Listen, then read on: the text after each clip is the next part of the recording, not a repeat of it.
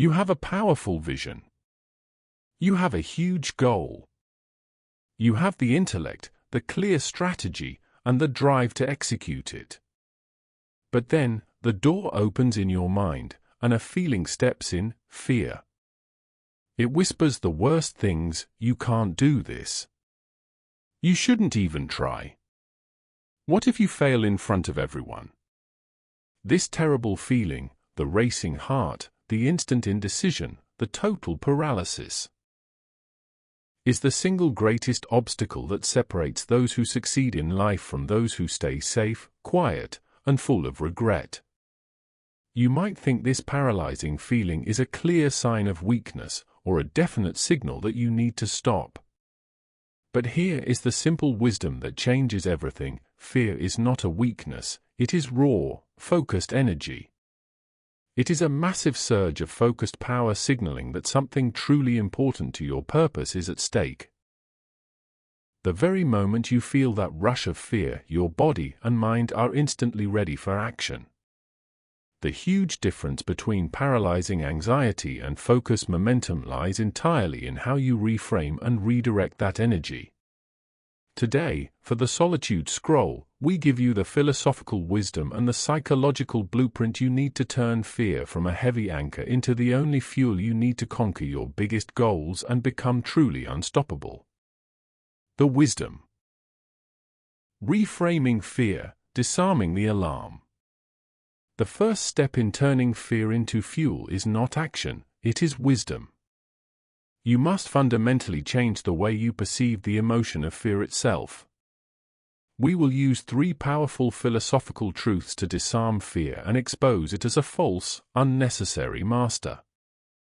Truth 1: Imagination versus reality, the Seneca Principle. Philosophical truth number 1: you suffer more in imagination than in reality. The ancient Stoic philosopher Seneca taught a simple, profound lesson: most of the suffering we endure is entirely self-inflicted.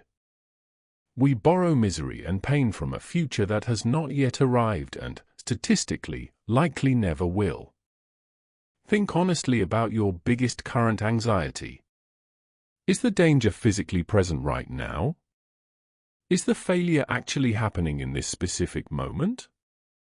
For 99% of your fears, the answer is a clear no. You are experiencing the full, devastating emotional impact of a purely hypothetical scenario. The Seneca Principle is simple and powerful: postpone unhappiness. Do not rush to meet your suffering. Tell your mind, clearly and calmly, I will deal with this problem if and when it arrives, but I refuse to suffer for it in advance. This mental shift instantly grounds your energy in the present moment, where you are safe and capable, and frees up all your mental energy for the necessary execution.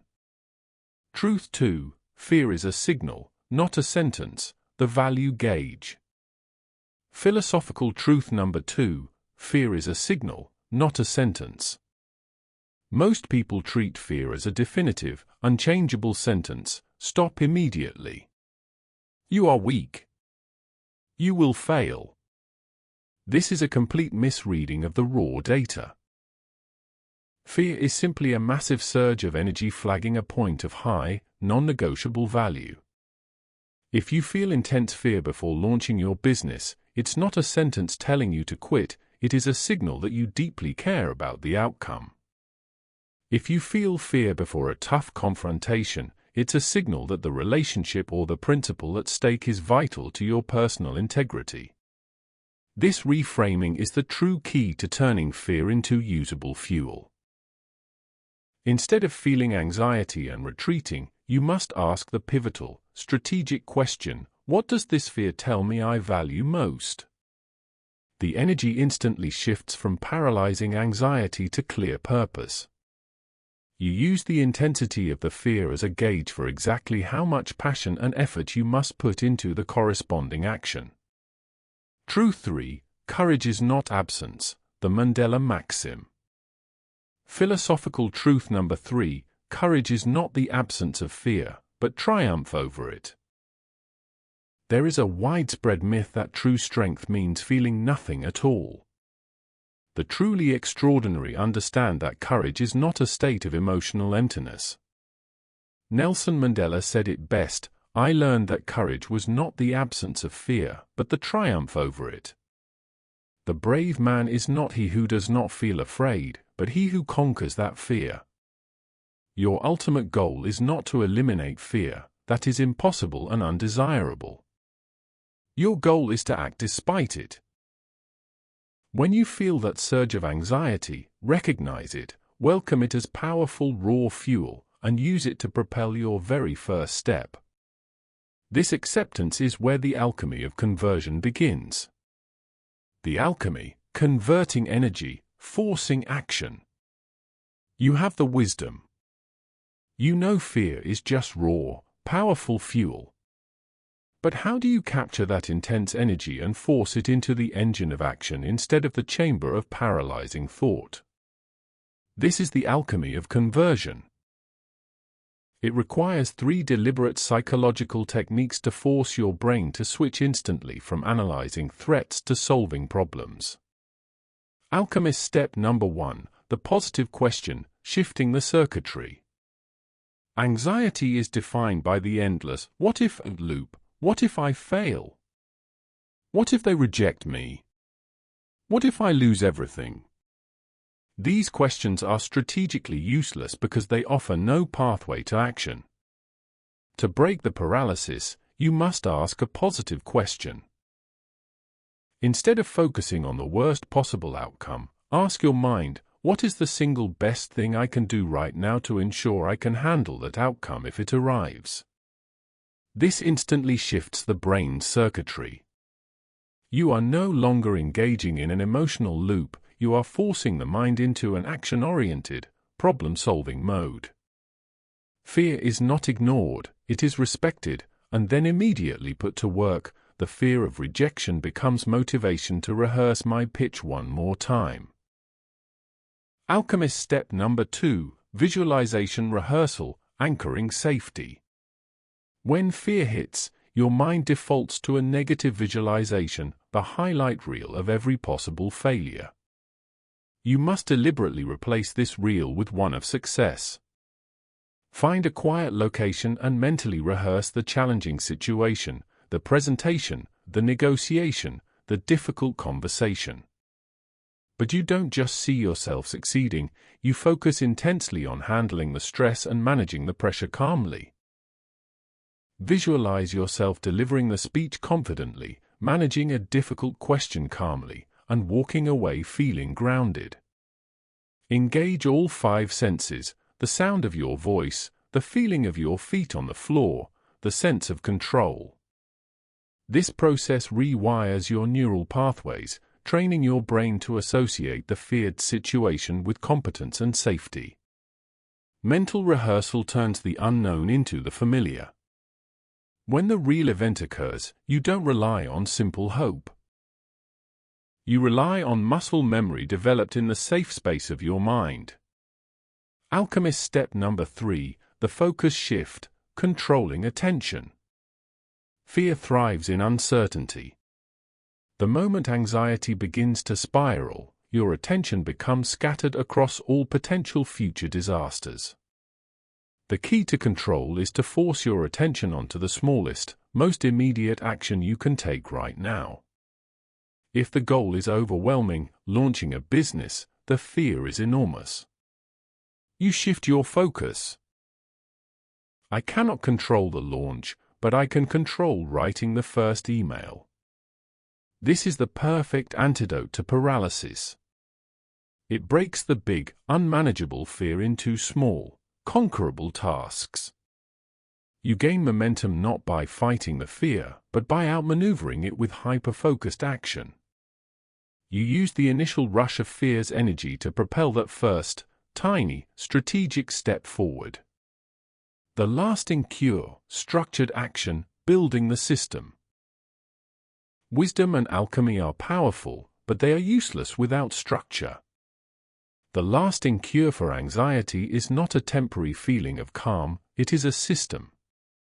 It requires 3 non-negotiable practices, rooted in cognitive behavioral science, that you must implement daily to permanently change your response to fear. System practice number 1, the small action bias, breaking paralysis. Fear's greatest weapon is paralysis. It convinces you that the entire goal is too big, too complex, and too risky to start. To counter this, you must develop a powerful bias toward micro-action. Take the overwhelming task, e.g., launching your brand, and break it down until the first step is ridiculously small and easy. For instance, my goal is not to launch the brand today. My goal is to write 2 sentences. Or research one competitor's name. This works because action, even small action, instantly changes your brain chemistry. It releases dopamine, reinforces the sense of control, and forces momentum. You beat the fear not with a single heroic leap, but with a series of continuous, tiny, and non-negotiable steps. System practice number 2, the exposure ritual, desensitization. This is the strategic practice of desensitization. You use small, controlled doses of discomfort to teach your brain that the feared outcome is not catastrophic. If you fear public speaking, your ritual might be to present a concept to 1 trusted friend today, then to 3 next week, and then record a minute-long video the week after.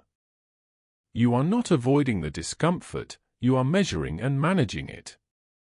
This gradual, intentional exposure weakens the anxiety response over time, replacing the emotional alarm with a measured sense of competence. The fear does not disappear, but it loses its power to dictate your life. System practice number 3.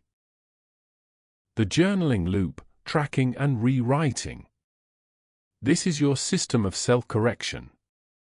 Instead of letting anxious thoughts spiral endlessly in your head, you must bring them into the light and subject them to cold, hard logic. When an anxious thought arises, e.g., my plan will fail and everyone will judge me, write it down clearly. Then, you immediately write the logical rebuttal. The evidence shows that even if my plan fails, I retain my skills, my network, and my ability to start again. Judgment is fleeting, my resilience is permanent. This loop forces you to stop feeling the thought and start analyzing it. Over time, you train your mind to automatically skip the emotional alarm and jump directly to the logical rebuttal. You don't just feel better, you rewrite your internal narrative for permanent confidence. The simple wisdom is this: fear is a guide, not an anchor. The lasting cure for anxiety is not finding a way to feel nothing. It is finding a way to act despite the feeling. It is the systematic application of wisdom, alchemy, and structure. You do not conquer fear by waiting for it to leave. You conquer it by making a non-negotiable commitment to action, regardless of the emotional signal. This blueprint provides the ultimate freedom, the freedom to pursue your highest goals, knowing that the very force that once paralyzed you, our fear, is now the strategic fuel that ensures your success.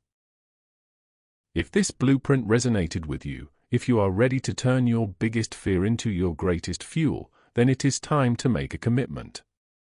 Hit that like button, subscribe to the Solitude Scroll, and drop a comment below and tell me, which pillar of the strategic system, read, reflect, or experiment, will you implement today?